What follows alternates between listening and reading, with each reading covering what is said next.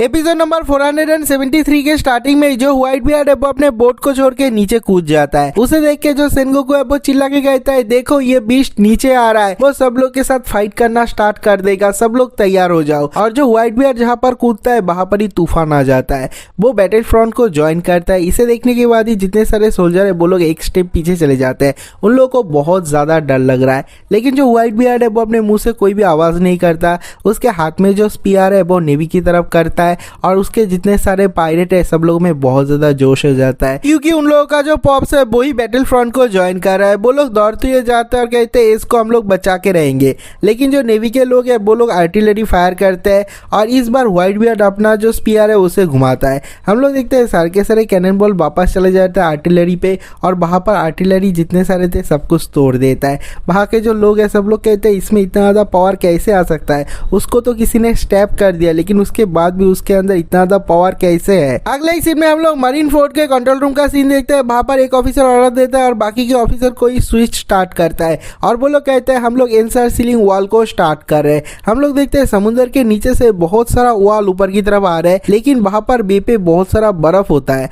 और उस बर्फ के वजह से वो जो वॉल है वो ऊपर की तरफ नहीं जा पाता। कोई टेक्निकली प्रॉब्लम आता है और वो अपने हाई रैंकिंग ऑफिसर को बताता है। तो जो हाई रैंकिंग ऑफिसर है वो कहता है हम लोग को जल्द से जल्द ये करना पड़ेगा, जाओ जाके इस प्रॉब्लम को फिक्स करो। वो लोग चले जाते हैं इस प्रॉब्लम को फिक्स करने के लिए। अगले सीन में हम लोग देखते हैं व्हाइट बियर्ड बैटलफील्ड पे सारे के सारे लोगों के साथ फाइट कर रहा है। उसके जो मिनियंस है उसके साथ जो पायरेट है वो लोग भी फाइट कर रहे हैं और ये सब कुछ देखने के बाद जो स्क्वाड है उसको विश्वास नहीं हो रहा और वो कहता है यहाँ पर चल के आ रहा है, क्या सब लोग नाटक कर रहे हैं? मुझे बताया गया था व्हाइट बियर्ड ने हमारे साथ बिट्रे किया है, हमारे जान के बदले उसने एस का जान खरीद लिया है नेवी से। लेकिन यहाँ पर क्या हो रहा है, जो एलाइड के फोर्सेस है वो लोग उन लोगों के ऊपर विश्वास क्यों कर रहे हैं? जो व्हाइट बियर्ड है उसने हमारे भागने के लिए रास्ता भी बना दिया है, इसका मतलब वो हमारा एनिमी नहीं है और वो बैटलफील्ड पे जाके खुद फाइट कर रहा है। लेकिन इसका मतलब क्या है? मुझे तो ये सच्चाई नहीं बताया गया था। और उसके बाद वो बहुत ज्यादा रो रहा है। व्हाइट बियर्ड के जो एलाइड फोर्सेस के कैप्टन है वो लोग कहते हैं इस स्क्वाड को कैसे उन लोगों ने बुद्धू बना दिया। मुझे तो बहुत ज्यादा गुस्सा आ रहा है।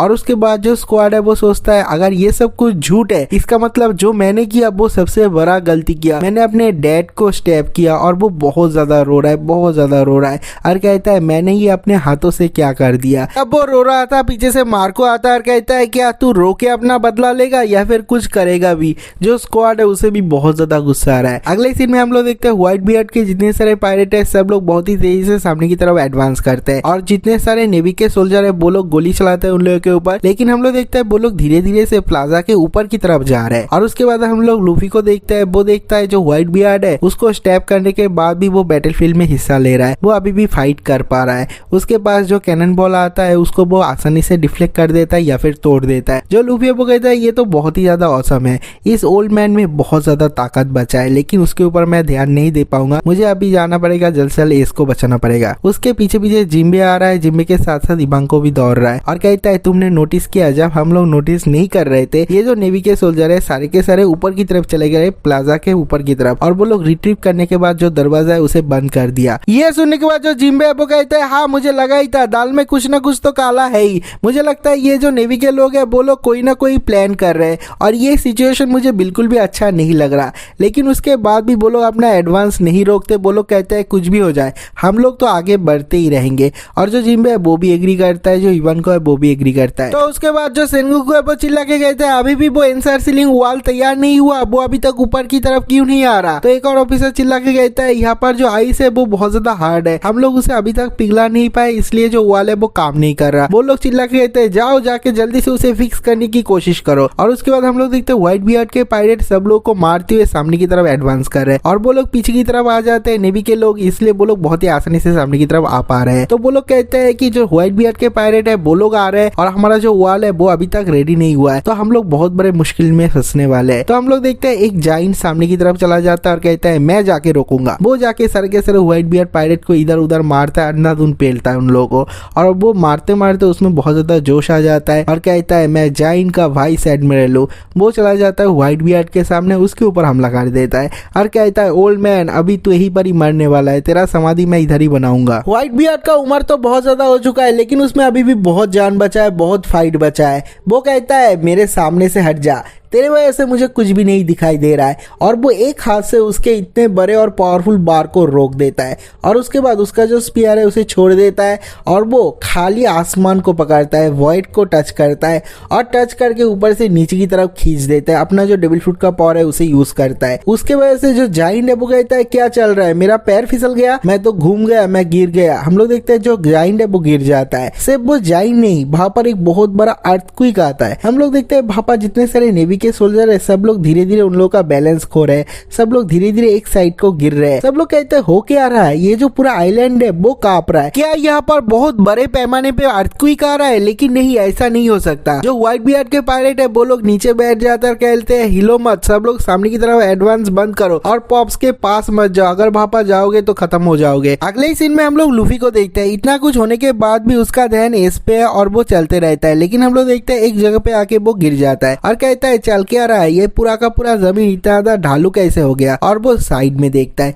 और देखने के बाद बहुत ज्यादा चौंक जाता है। उसका एक्सप्रेशन भी बहुत ज्यादा खतरनाक था। वो देखता है जो समुंदर है उसको किसी ने पीस पीस करके टुकड़े टुकड़े करके काट डाला है, जैसे कि ये कोई बर्थडे केक है। जो समुंदर है उसमें बहुत ज्यादा पानी का वेव आ रहा है, बहुत बड़े बड़े सुनामी आ रहा है। वहां पर जो नेवी के शिप है सर के सारे शिप खत्म हो जाता है। ऊपर जितने सारे बिल्डिंग है सर के सारे बिल्डिंग टूट के उन लोगों के ऊपर गिर रहे हैं। वो लोग कहते हैं हम लोग को बचाओ, हम लोग को बचाओ।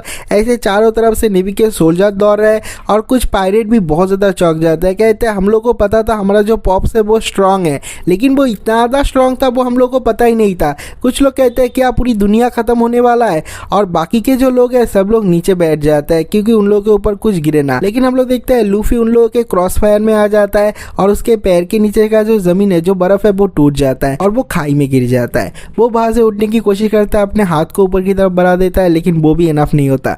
लेकिन हम लोग देखते हैं आखिर वक्त पे जिम्बे वहां पर आ जाता है, उसे पकड़ लेता है, बाहर की तरफ खींच लेता है। जो लूफी वो कहता है मैं तो बाल बाल बच गया, लेकिन ये जो पॉप्स है वो बहुत ज्यादा स्ट्रांग है, क्या वो अपने क्रूमेट के बारे में भी नहीं सोचता? लेकिन जो जिम्बे वो कहता है नहीं, उसके क्रूमेट को पता है पॉप्स का पावर क्या है, इसलिए वो लोगों ने पहले एवोकेट कर लिया था। सब लोग वहां पर नोटिस करते हैं व्हाइट बियर्ड के एक पावर अटैक से वहां पर जो समुंदर है उसका टुकड़े टुकड़े हो जाता है, जो आइलैंड है उसका भी टुकड़े टुकड़े हो जाता है। सब लोग बहुत ज्यादा डर रहे हैं। जो हेलमेट पर कोबी है वो लोग कहते हैं कि यही है दुनिया का सबसे स्ट्रॉन्गेस्ट पायरेट का स्ट्रॉन्गेस्ट अटैक, क्या दुनिया खत्म होने वाला है, दुनिया डिस्ट्रॉय होने वाला है? एक इंसान के पास इतना ज्यादा ताकत कैसे आ सकता है? लेकिन उसके बाद भी ये इंसान अभी ओल्ड है, ये प्राइम पे कितना ज्यादा स्ट्रॉन्ग था। अगले ही सीन में हम लोग नेवी के उस जाइंट वाइस एडमिरल को देखते हैं। वो कहता है चाहे तुम कितना भी स्ट्रॉन्ग क्यों ना हो, मैं एक नेवी का ऑनरेबल सोल्जर हूँ और मैं तुम्हें ऐसा इनजस्टिस करने नहीं दे सकता यहाँ पर। और उसके बाद वो अपना तलवार उठाता है और व्हाइट बियर्ड के ऊपर हमला करने के लिए रेडी हो जाता है। लेकिन जो व्हाइट बियर्ड है वो अपने जगह को छोड़ के कूद जाता है, उसके सामने आ जाता है और अपना डेविल फ्रूट का पावर यूज करके एक लेफ्ट हैंड से पंच करता है। और वो पंच इतना ही ज्यादा पावरफुल था, जो जाइंट है वो तो खत्म हो ही जाता है, उसके पीछे से जो शॉकवेव निकलता है वो सब कुछ तोड़ते हुए सामने की तरफ जा रहा है। सब लोग कहते हैं हट जाओ हट जाओ। जो व्हाइट बियर्ड है, जो पॉप्स है, उसका शॉकवेव आ रहा है और वो शॉकवेव बहुत ज्यादा स्ट्रॉन्ग है। हम लोग देखते हैं सारे के सारे वॉल को तोड़ते हुए जहाँ पर एस का प्लेटफॉर्म है वहां पर पहुंच जाता है और जो एस है उसे लगने ही वाला था। सब लोग कहते हैं देखो हम लोग को सामने जाने का रास्ता मिल गया। लेकिन हम लोग देखते हैं एस के जो स्काफोल्ड है, जो प्लेटफॉर्म है, वहां पर जाके नहीं टकरा था। वहां पर तीनों के तीनों मरीन के एडमिरल खड़ा हुआ है और वो लोग सारे के सारे शॉकवेव को अपने हाथों से रोक देता है। लेकिन तीन तीन एडमिरल का जरूरत पड़ता है एक शॉकवेव को रोकने के लिए। तो सब लोग चौंक जाते हैं, कहते हैं देखो ये जो एडमिरल है वो लोग कितना ज्यादा स्ट्रॉन्ग है, उन लोगों ने अपने हाथों से जो पॉप्स का शॉकवेव है उसे रोक दिया। तो जो आउकेजी है वो कहता है देखो अगर यहाँ पर सही टाइम पे वो वॉल आ जाते जो हम लोगों ने प्रिपेयर किया है तो हम लोग को ये सब कुछ झेलना नहीं पड़ता। तो जो अकाइनो है वो कहता है हाँ तुम्हारा जो बर्फ है वही बहुत ज्यादा स्ट्रॉन्ग है, इसलिए जो वॉल है वो स्टक हो चुका है, इसलिए हम लोग उसे ऊपर नहीं ला पा रहे। और उसके बाद जो किज़रू है वो कहता है अकाइनो तुम अपने पावर से कुछ क्यों नहीं करते, तुम सर के सारे बर्फ को पिघला क्यों नहीं देते। तो उसके बाद जो सेनगोकू है वो कहता है अभी भी वो वॉल ऊपर की तरफ क्यों नहीं आए। जो ऑफिसर है वो कहता है कि नीचे जो बर्फ है वो बहुत ज्यादा स्ट्रांग है,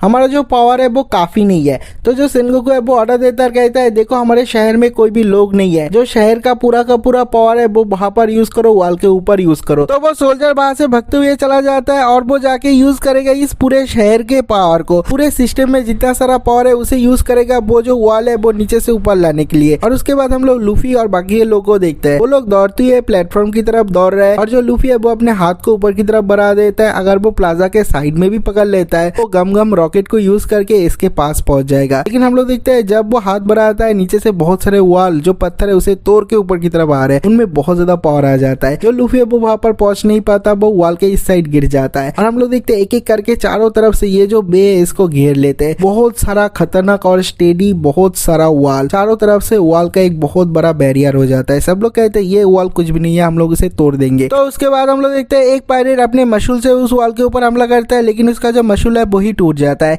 एक और बंदा आता है, कहता है हट जा, मैं यहाँ पर कैनन बॉल से हमला करूंगा। हम लोग देखते हैं उसके कैनन बॉल से हमला करने के बाद भी जो वॉल है उसमें खरोच भी नहीं आता। वो लोग कहते हैं ये जो वॉल है वो एक बहुत बड़े और थिक आयरन से बना हुआ है, हम लोग इसे आसानी से तोड़ नहीं पाएंगे। चारों तरफ ये जो वॉल है वो आ चुका है, लेकिन हम लोग देखते हैं जहाँ पर कैप्टन ऑर्क्स मरा था वहां का जो वॉल है वो नीचे से ऊपर नहीं आ पा रहा है। सब लोग कहते हैं देखो हमारे पास एक चांस है, एक रास्ता है। तो सेनगोकू है वो एक ऑफिसर को चिल्ला के कहता है वहां का जो वॉल है वो नीचे से ऊपर क्यों नहीं आया। वो लोग कहते हैं कि हम लोग वहां पर कोशिश कर रहे हैं लेकिन वो वॉल नीचे से ऊपर नहीं आ रहा है, क्योंकि जो ऑर्क है उसका बॉडी बहुत ज्यादा भारी है, लेकिन उसके बाद भी हम लोग ये कर पाते। लेकिन जो ऑर्क है उसका जो खून है वो ऊपर से नीचे चला गया, सिस्टम के अंदर चला गया, तो हम लोग ज्यादा पावर भी यूज नहीं कर पा रहे। दूसरी तरफ से हम लोग व्हाइट बियर्ड को देखते हैं और कहता है देखो जो ऑर्क है वो मरने के बाद भी हमारे साथ फाइट कर रहा है। जो मार्को है वो भी कहता है स्क्वाड देख ये जो ऑर्क है वो हमारे साथ अभी भी है, वो अभी भी फाइट कर रहा है मरने के बाद भी। और सब लोग कहते हैं चलो ऑर्क की तरफ हम लोग बाहर से प्लाजा के अंदर घुसेंगे। नेक्स्ट हम लोग सेनगोकू को देखते हैं, वो बहुत ज्यादा सीरियस है और कहता है अकाइनु जाओ जाके अभी करो, तुम्हारा टाइम आ चुका है।